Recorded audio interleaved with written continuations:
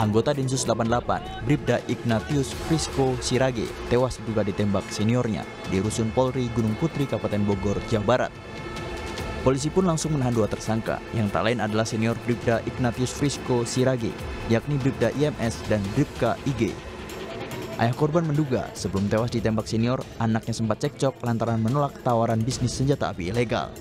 Mungkin menawarkan senpi kepada anak saya, tetapi mungkin barangkali anak saya menolak karena dia takut, dia tahu barang itu ilegal barangkali kan, jadi tidak berani. Dan tidak lama kemudian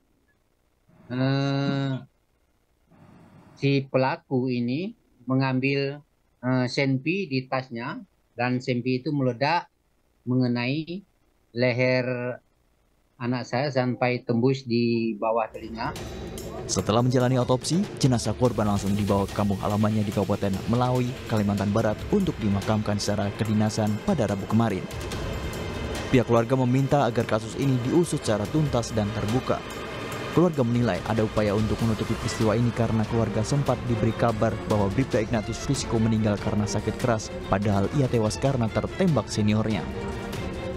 Pada hari Minggu, orang tua dari korban mendapatkan telepon dari Mabes Polri bahwa anaknya mengalami sakit keras, begitu ya, sehingga diminta untuk datang ke Jakarta.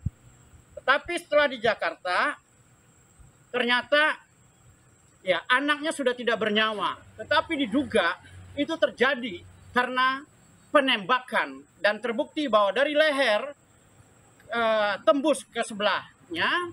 Oleh sebab itu, kami sebagai ketua tim hukum dari pihak keluarga minta kasus ini diungkap dan terbuka, jangan ada ditutupi.